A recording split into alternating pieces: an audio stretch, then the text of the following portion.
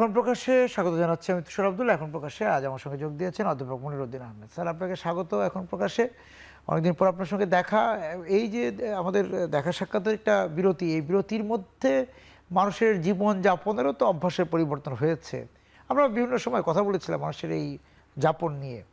তা এটা কি আরও ভীতিকর অবস্থায় পৌঁছলো কিনা? তা তো ঠিক। আমরা যখন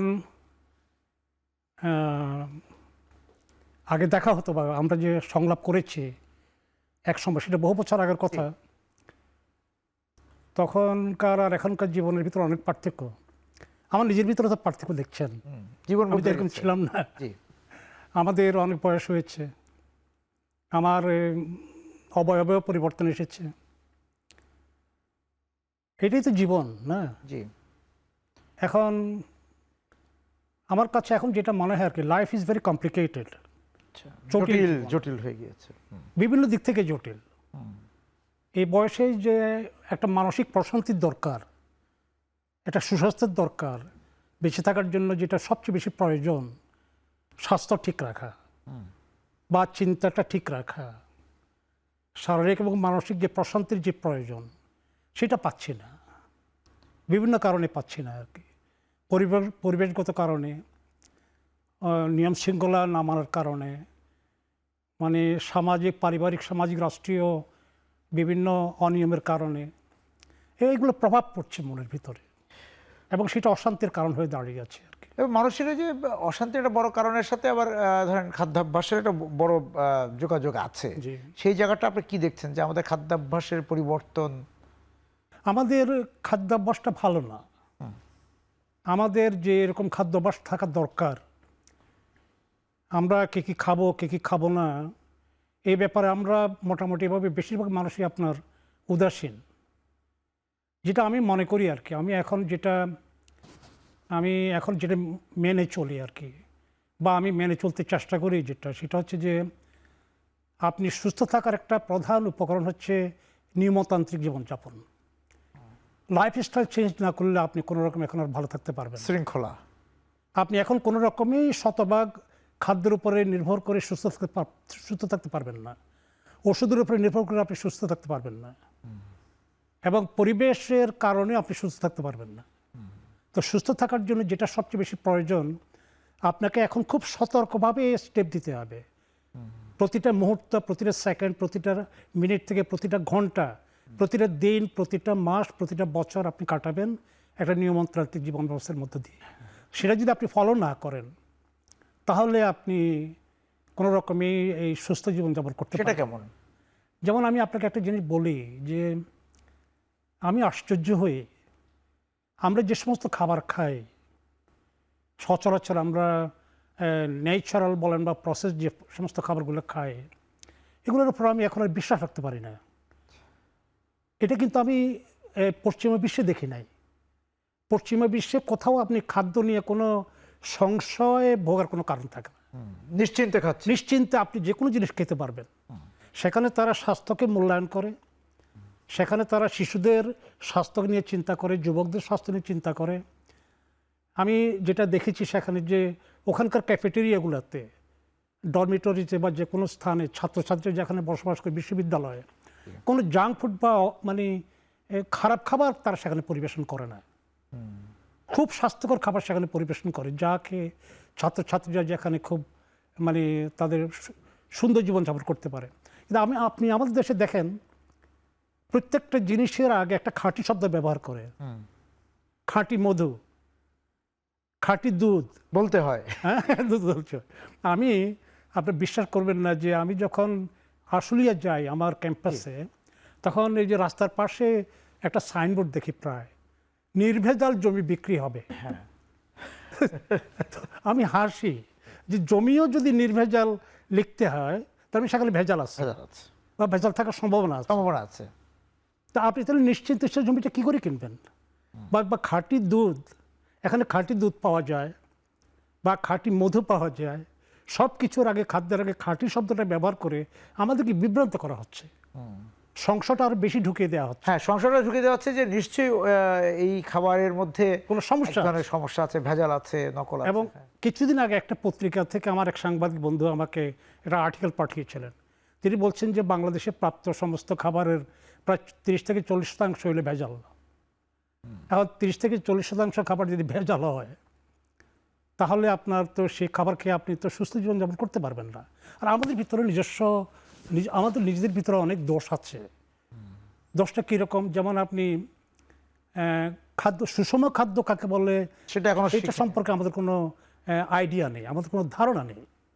আমাদের কতটুকু ভাত খেতে হবে, আমাদের কোন কোন খাদ্যটা প্রয়োজন। যেমন আমাদের দরকার শর্করা বা কার্বোহাইড্রেট, প্রোটিন আমাদের দরকার, ফ্যাট দরকার, ভিটামিন দরকার। এই জায়গাগুলো একটু আপনাকে সাথে একটু যোগ করি যে আমরা দেখতে পাই যে যারা চিকিৎসা সেবা দিচ্ছেন তারাও কিন্তু এই যে শর্করাযুক্ত খাবার একবার বলছেন এটা খাওয়া যাবে, একবার বলছেন এটা খাওয়া যাবে না, প্রোটিন এতটুকু খাওয়া যাবে ডায়াবেটিসের রোগীর জন্য, কিডনি রোগীর জন্য, হৃদরোগের রোগীর জন্য।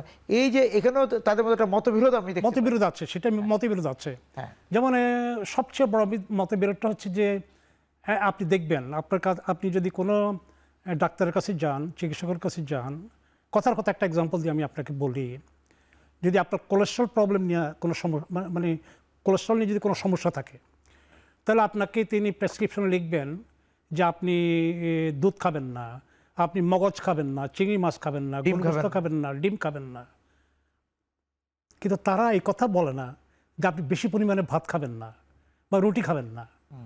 আমি যেই তত্ত্ব জানি সেই তত্ত্ব মোতাবেক শরীরের ভিতর যে কোলেস্ট্রল তৈরি হয়, সেই কোলেস্ট্রলের আপনার 85 থেকে 90% তৈরি হয় আপনার কার্বোহাইড্রেট থেকে। কার্বোহাইড্রেট মানে আমরা যে ভাত বা গম বা রুটি যেটা খাই সেটা থেকে তৈরি হয়। আর 10 থেকে 15% তৈরি হয় আপনার এই যে কোলেস্ট্রল রিচ ফুড থেকে, যেমন ডিম বলেন বা গরু গোস্ত বলেন, খাসির গোস্ত বলেন বা মগজ বলেন, চিংড়ি মাছ বলেন। তাহলে 15%টা ইম্পর্টেন্স দিবেন নাকি আপনি এই যে ভাত খাওয়াটা কমানোর কথা বলবেন? আমি আমার ভাত একবার বাদ দিবে না, অল্প পরিমাণে, অল্প পরিমাণে। আপনি দেখেন আমাদের দেশে কিন্তু কিছু কিছু লোক আছে যারা ভাত পাগল।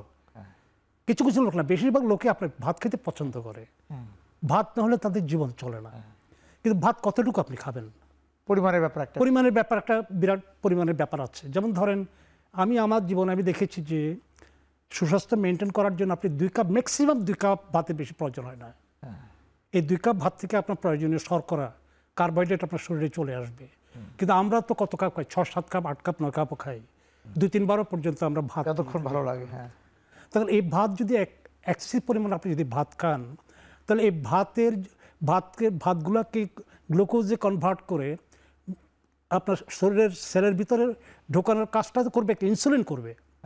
ইনসুলিনের পক্ষে এটা এতগুলো কার্বোহাইড্রেট মলিকিউলকে তো আপনার গ্লুকোজ মলিকিউলকে তো শরীরের সেলে ঢোকানো সম্ভব না। আমরা আলোচনা শুরুর আগে আপনি বলছিলেন যে এই যে ওষুধ কোম্পানি, ঔষধ, তারপর হাসপাতাল, তাদের কাছে আমরা জিম্মি হয়ে গেছি। এই জিম্মিটা কিভাবে হলাম একটু জানতে চাবো বিরতি থেকে ফিরে এসে। দর্শক, যাচ্ছি এখন প্রকাশ্যে বিরতিতে।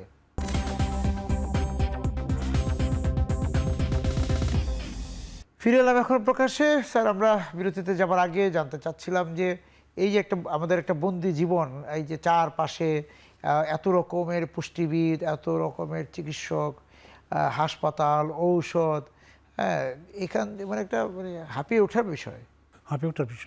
আমি যেটা মনে করি যে আমরা তো মোটামুটি কম বেশি একটু পড়াশোনা করি তো সবাই, বিশেষ করে শিক্ষিত সম্প্রদায়ের যারা আছি আমরা, আমাদেরও আপনার এই বেসিক কতগুলো জিনিস আমাদের জানা নেই। এখন আপনি নিজেই তো বুঝতে পারেন বা বোঝা উচিত বা পড়া উচিত যে আপনার শরীরের জন্য প্রয়োজনীয় জিনিসগুলো কী কী। যেমন আপনি কী পরিমাণ ভাত খাবেন, এখন এটা ডাক্তারের কাছে জানা তো দরকার নাই। আপনি নিজে তো আপনি বুঝতে পারবেন যে কী পরিমাণ ভাত খাওয়া আপনার দরকার, কী পরিমাণ শর্করা হলে আপনার শরীরের চাহিদা পূর্ণ হবে, কী পরিমাণ প্রোটিন খেতে হবে, আমিষ খেতে হবে, কী পরিমাণ আপনার যে তেল খেতে হবে, আর কী পরিমাণ আপনার শাকসবজি ফলমূল খেতে হবে, কী পরিমাণ আঁশ খেতে হবে। আপনি যদি একটা রুটিন করেন, তাহলে সেই রুটিন মোতাবেক যদি আপনি জীবনযাপন করেন, নিয়মতান্ত্রিক জীবনযাপন করেন, তাহলে আপনার কোনো রোগ হবে না ইনশাআল্লাহ, আমি আশা করি। যেমন আমি আপনাকে একটা ধারণা দেই, যেমন আপনি যদি 2 কাপ ভাত, ম্যাক্সিমাম 2 কাপ ভাত যদি খান, আপনি রাত্রেবেলা ভাত না খেয়ে যদি 2টা রুটি খান, আটা রুটি খান, একটু সবজি খান, তারপর ধরেন একটু 2 টুকরা মাছ খান। এখন গোস্তটা আমি বাদ দিয়ে দিয়েছি আমার জীবন থেকে, এখন আর গোস্ত আমি খাই না, কোনো মাংসই আমি আর এখন খাই না, আমি এখন মাছ খাই। মাছের ভিতরে আপনার ওমেগা-3 ফ্যাটি অ্যাসিড আছে এবং অনেক পুষ্টিগুণ আছে। কিন্তু এখন মাছও আবার সমস্যার ভিতরে পড়ে গেছে, মাছ নিয়েও সমস্যা আছে। এখন মাছগুলো আবার এখন পিওর মাছ পাওয়া যাচ্ছে না, যে আমরা রাসায়নিক যুক্ত হচ্ছে, রাসায়নিক প্রক্রিয়ায় ওগুলোকে উৎপাদন করা হচ্ছে, চাষের মাধ্যমে করা হচ্ছে, জেনেটিক্যালি মডিফাইড হতে এখন মাছ চাষ হচ্ছে। এখন যাই হোক, তারপরেও মাছ আপনাকে নিতে হবে, মাছটা আপনি খান। তারপর আপনি একটু শাকসবজি তো আপনাকে খেতে হবে, শাক খাবেন, সবজি খাবেন, তারপর ফল খাবেন, তারপরে আপনি পানি খাবেন, প্রচুর পরিমাণে পানি খাবেন। এইভাবে যদি আপনি নিয়মতান্ত্রিক একটা লাইফ মানে চার্ট তৈরি করে নেন, সেই চার্ট মোতাবেক যদি আপনি আপনার জীবনকে পরিচালিত করেন, তাহলে আপনার রোগ হওয়ার কোনো সম্ভাবনা নাই। আর একটা সবচেয়ে ইম্পর্টেন্ট জিনিস হলো আমাদের জীবনে, সেটা হচ্ছে আপনি সময়কে আপনাকে মানতে হবে। আপনি যেদিন নাস্তা করবেন, যে সময় নাস্তা করবেন, ব্রেকফাস্ট খাবেন, যেমন সকাল 8টা আপনি ব্রেকফাস্ট করবেন বা 7টা আপনি ব্রেকফাস্ট করবেন, প্রতিদিন আপনাকে ওই সময়ে আপনাকে ব্রেকফাস্ট করাটা উচিত। যে সময় আপনি লাঞ্চ করবেন, একই সময় আপনি লাঞ্চটা করার চেষ্টা করুন, একই সময়ে আপনি ডিনারটা করতে চেষ্টা করুন। ডিনারটা সকাল সকাল করে ফেলেন, 8টার ভিতরে যদি ডিনারটা করে ফেলতে পারেন ভালো, অথবা 8:30 বা 9টা, যখনই করেন না কেন টাইমটা আপনি মেনটেন একই সময়। তাতে হয়টা কি, বডির ভিতরে আপনার এই খাওয়াটাকে আপনার ডাইজেস্ট করার জন্য যে অ্যাসিড যে সিক্রেশন করে, সেই অ্যাসিড সিক্রেশনটার ভিতরে নিয়ম চলে আসে। হ্যাঁ, তাকেও তো একটা নিয়মতান্ত্রিকভাবে চলতে হয়। এখন এই যে ওষুধের কথা বললাম, অ্যান্টিবায়োটিক নিয়ে আমরা অনেক আলোচনা করেছিলাম। এখন তো চিকিৎসকদের কাছে গেলে যে কোনো রোগের জন্য অনেক ওষুধ দিয়ে দেওয়া হচ্ছে। তা আপনি বলছেন ওষুধটা আসলে মুক্তির উপায় না, কিন্তু ওষুধ যদি শরীরের জন্য একান্তই প্রয়োজন হতো, তাহলে তো আমাদের জন্মের সাথে সাথে আল্লাহ ওষুধ আমাদের জন্য পাঠিয়ে দিতেন নাকি? ওষুধ আচ্ছা যাই হোক, আল্লাহ এটা বলা আছে যে প্রকৃতিতে তোমাদের ওষুধ দরকার, ঠিক আছে, আমি ধরে নেব যে ওষুধ দরকার আছে, কিন্তু কয়টা ওষুধ দরকার? আপনি আমাকে বলেন, ওষুধ আমরা কখন খাই? ওষুধ খাই আমরা যখন অসুস্থ হই, তখন আমরা ওষুধ খাই। কিন্তু অসুস্থ হওয়ার কারণটা কি? এই যেমন বলছি যে আপনি যদি অত্যাধিক পরিমাণে যদি আপনি ভাত খান, তাহলে আপনার ডায়াবেটিস হবে। কন্টিনিউয়াসলি যদি আপনি এক্সেসিভ পরিমাণে যদি ভাত বা চর্বি যদি খাবার খান, তাহলে আপনার যে ডিফারেন্ট টাইপস অফ ডায়াবেটিস হবে, টাইপ 2, টাইপ 1 ডায়াবেটিস হয়ে যাবে। তখন আপনাকে নিশ্চয়ই মেটফরমিন নিতে হবে অথবা ইনসুলিন নিতে হবে। তো এটা আপনি কেন নিলেন, কেন করতে গেলেন আপনি সেটা?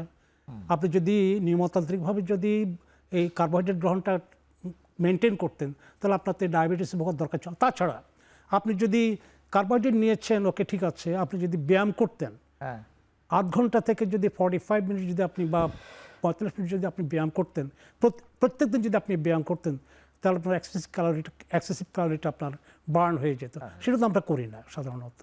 তো সুতরাং আমরা যেমন ধরেন রাস্তাঘাটে যে স্ট্রিট ফুড যেগুলো আছে, স্ট্রিট ফুডগুলো আনহাইজেনিক হইতে এই দেশে বানানো হয়। পৃথিবীর বহু দেশে আপনার যে স্ট্রিট ফুড বিক্রি হয়, সেগুলো খুব হাইজেনিক হইতে বানায়। কিন্তু আমাদের দেশে ম্যাক্সিমাম মানুষ কিন্তু রাস্তার খাবার খায়। এই রাস্তার খাবারগুলো কিন্তু কোনো রকমই আপনার এই যে আপনি যেটা বলছেন স্বাস্থ্যকর নয়, মানে নিরাময়ের এটা মানে মানুষের কাছেই, সে কিভাবে আরোগ্য পাবে সেই জায়গাটা নিজের কাছেই আছে, কিন্তু সে ওইটা বুঝতে পারে না। আমরা ওইটা হয়তো ওই নিয়মটা মানতে চাই না, বা সেই ব্যবস্থাপত্রটা জানা থাকার পরে আমরা ওই পথে চলছি না। হ্যাঁ, চলছে না। যেটা আমি বলছিলাম আপনাকে, আপনি যে ফুচকা খাচ্ছেন, এই যে আপনার এই যে আচার খাচ্ছেন রাস্তার ভিতরে, তারপরে আরও যে সমস্ত খাবারগুলো রাস্তায় বিক্রি করে, এগুলো আমি দেখেছি উদয়ন স্কুলের সামনে বা আপনার যে ব্রিটিশ কাউন্সিলের সামনে। আমি যখন ফুলার রোডে থাকতাম, আমি দেখতাম যে আপনার উদয়ন স্কুলের ছেলে মেয়েরা আপনার এই সমস্ত অখাদ্যগুলো খাচ্ছে, লাইন ধরে খাচ্ছে। এই যে অস্বাস্থ্যকর খাবার খাচ্ছে, খাওয়ার কারণে তাদের ডায়রি হচ্ছে, ডিসেন্ট্রি হচ্ছে, টাইফয়েড হচ্ছে। আমার বাসার পাশের বাসাতে আপনার ইয়াং ছেলে, উদয়নেরই একটা ছেলে, আপনার এই ফুচকা খেয়ে, আপনার অস্বাস্থ্যকর ফুচকা এবং আচার খেয়ে আপনার টাইফয়েডে ভুগে মারা যাওয়ার মতো উপক্রম হয়েছে। এখন মারাও খায়, ছেলে মেয়েরাও খায়, বাচ্চাদেরকেও খাওয়ায়, আপনার এই যে নিজেরও খায়। আরেকটা জিনিস আপনি লক্ষ্য করবেন যে এখন 2 বছর বাচ্চাদের হাতে আপনার কোকা কোলা তুলে দেয়, পেপসি কোলা তুলে দেয় আপনার, মানে কোমল পানীয়টা। মানে এটা যে কীরকম ক্ষতিকর শরীরের জন্য, এটাতে কি পরিমাণ, এত বেশি পরিমাণে চিনি আছে যে আপনি যদি কন্টিনিউয়াস যদি যদি কোল্ড ড্রিঙ্ক আপনি খান, চিনি সমৃদ্ধ কোল্ড ড্রিঙ্ক যদি আপনি খান, তাহলে আপনার ডায়াবেটিস হতে বাধ্য বা অন্যান্য রোগে আপনি ভুগতে বাধ্য।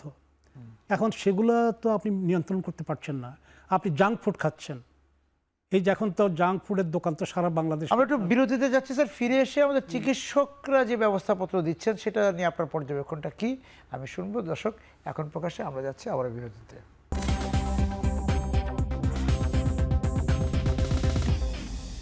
ফিরে এলাম এখন প্রকাশে। স্যার, বলছিলাম যে আমাদের চিকিৎসকদের ভূমিকা নিয়ে যদি আপনি বলেন যে আমাদের তো রোগীরা যাচ্ছেন চিকিৎসকদের কাছে এবং দেখা যাচ্ছে যে যে কোনো একটি রোগ নিয়ে বা একাধিক কোনো অসংখ্য চিকিৎসকের কাছে যেতে হয়, কারণ ওই যে আপনি বলছেন না সংশয়, খাঁটি চিকিৎসক কে, এইটা জানার জন্য তো এক ধরনের পরিশ্রম হয়। হ্যাঁ, সেটাই যে এখন এটা কি করবেন। এখন চিকিৎসা পেশাতে আপনি গেলে আপনার সাথে ওষুধ কোম্পানিগুলোর একটা দহরম মহরম সম্পর্ক আপনাকে তৈরি করতে হবে। এটা তৈরি করে নেয় আর কি, তৈরি হয়ে যায় আর কি। এখন যে আমার ফেসবুক ওয়ালে আপনি যদি যান আপনি দেখবেন সেখানে একটা ভিডিও ক্লিপ আপনার কে যেন কারা আপনার বহু বছর আগের আপনার এই যে আপলোড করে দিয়েছে। আমি যখন অ্যাসিস্ট্যান্ট প্রফেসর তখন আমি আপনার যে আমার ব্লাডের রুটিন টেস্টগুলো নিয়ে রিপোর্টটা নিয়ে গিয়ে আমি একজন ডাক্তারের কাছে গিয়েছিলাম, এমবিবিএস ডাক্তার। তো তিনি সেখানে আমি দেখলাম যে সেখানে ইউরিক অ্যাসিড হাই যদি হয়ে থাকে তাহলে আমাকে অ্যালোপেরিনল দিতে হবে, এটা আমি জানি। তো তিনি দিলেন, অ্যালোপেরিনল দিলেন। দেওয়ার পরে তার সাথে সাথে তিনি আবার মাল্টিভিটামিন একটা নিচে লিখে দিলেন আর কি, একটা মাল্টিভিটামিন লিখলেন। তখন আমি জিজ্ঞেস করলাম যে এই মাল্টিভিটামিনটা কি আমার দরকার আছে? আমি ইয়াং মানুষ, আমি সুস্বাস্থ্যবান, আমার তো ভিটামিন ডিফিসিয়েন্সি আছে বলে আমার মনে হয় না, কোনো উপসর্গ আমি দেখছি না, এটা আপনি কেন দিলেন? তো তিনি আমাকে জানেন না যে আমার পেশা কী আর কি। তো তিনি বললেন যে না, খান, ভিটামিন ভালো জিনিস খান। আমি বললাম যে কেন ভালো সেটা একটু বলেন। কারণ আপনি বুঝবেন না, আপনি খান, এটা সবাইকে আমরা দিই, সবাই খায়, ভালো জিনিস ভিটামিন। আমি বললাম যে আপনি একটা এক্সপ্লেন করেন না আমাকে, রোগী হিসেবে তো আমার অধিকার আছে জানার। কারণ আপনি বেশি কথা বলেন, আপনি কি বুঝবেন এসব সম্পর্কে? ডাক্তার হিসাবে, চিকিৎসক হিসাবে আমার যেটা আমার মানে জানা, সেটা তো আপনি জানবেন না। আপনার শরীরের ভিতরে কী কী দরকার সেটা আমি জানি, আপনি এটা গ্রহণ করুন। আমি বললাম যে দেখেন, আপনি রোগীর সাথে এভাবে আলাপ করতে পারেন না। রোগীর জানার অধিকার আছে যে আপনি যে ওষুধগুলো দিচ্ছেন সেগুলো দরকারি কিনা। কারণ দরকার না হলে আমি কি দিতাম? তাহলে বলেন না কাইন্ডলি আপনি ভিটামিনটা কেন দিয়েছেন। হ্যাঁ, এটা আপনি বুঝবেন না, ভিটামিন দিলে আপনার মেধা বাড়বে, আপনার চুল পড়া বন্ধ হবে, ইত্যাদি ইত্যাদি ইত্যাদি ইত্যাদি সব সমস্ত গতানুগতিক কথাবার্তা যেগুলো বলে। বললাম দেখেন, আমি ঢাকা বিশ্ববিদ্যালয়ের ফার্মেসি বিভাগের অ্যাসিস্ট্যান্ট প্রফেসর, আপনি তো আমাকে এগুলো বললে আমি এগুলো গ্রহণ করব না। একদম চুপ হয়ে গেলেন, মানে মানে স্তব্ধ হয়ে গেলেন।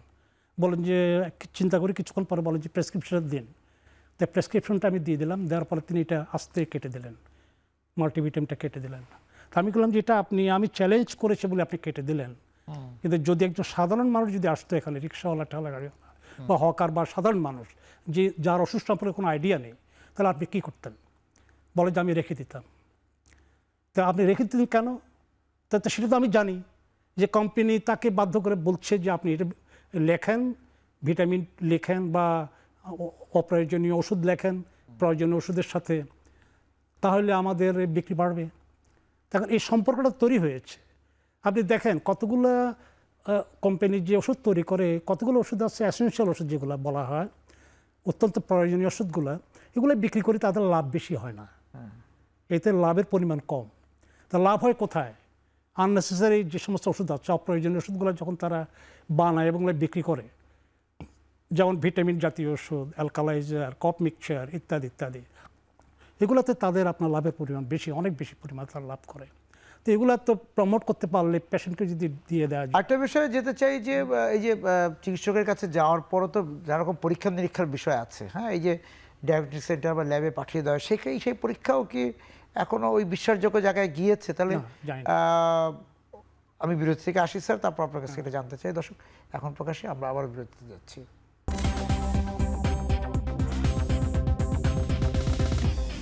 ফিরে এলাম এখন প্রকাশে। স্যার, যেটা বলছিলাম যে আমাদের পরীক্ষা নিরীক্ষার যে বিষয়গুলো, তার আগে একটা কথা বলি আপনাকে, যেটা বলা একান্ত প্রয়োজন।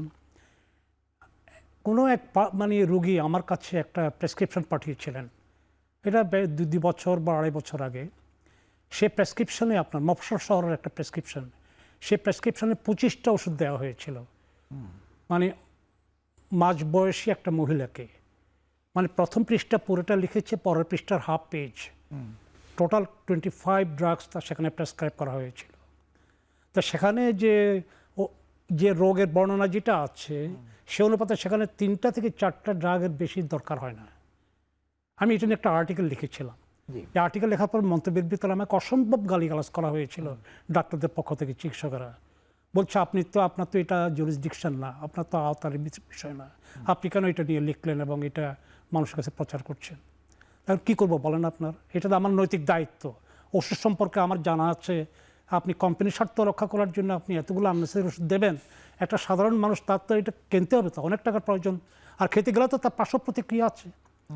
এগুলো তারা বিবেচনা করে না আর কি, জিম্মি করে ওষুধ রোগীকে তারা ব্যবসা করছে।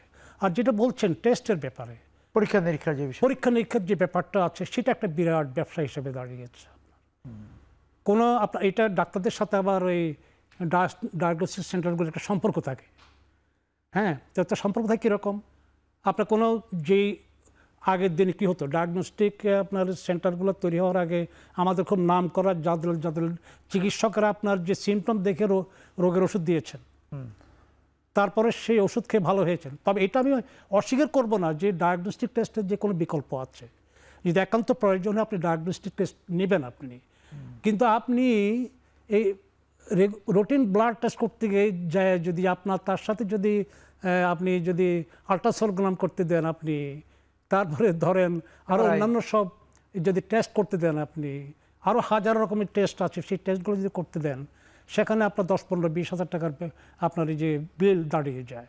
এখন সাধারণ মানুষ, গরিব মানুষ এই টাকাটা কি করে আপনার তারপরে যে একটা ল্যাব থেকে বা ডায়াগনস্টিক সেন্টার থেকে করলেও তো আপনি আপনার কাছে গেলে আপনি বললেন ঠিক আছে যদি আপনি প্রেসক্রাইব করেন, ব্যবস্থাপত্র লিখে থাকেন, কিন্তু আরেকজন চিকিৎসকের কাছে গেলে এটা হয় না, তুমি আবার না। কিন্তু মজার ব্যাপারটা হচ্ছে যে এই রিপোর্টটা যখন ডাক্তার কাছে যায়, ডাক্তার সেগুলো আবার দেখে না, অনেক সময় দেখার প্রয়োজন মনে করেন না, তিনি জানেন যে এগুলোর সাথে রোগের কোনো সম্পর্ক নাই।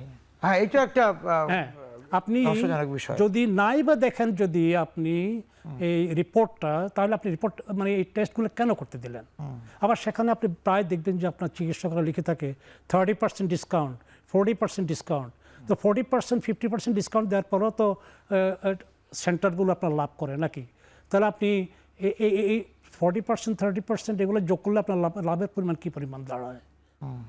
এই কিছুদিন আগে আমার এক খুবই গরিব আত্মীয়, মানে গরিব, অসম্ভব গরিব, তার কোনো মানে দিনে খেতে পারে না, আমাকে টেলিফোন করেছে, ভাইজান আমার তো এরকম রোগ, আমাকে একটু আমার এলাকাতে একটা ডাক্তারকে দেখার জন্য সুযোগ করে দেন।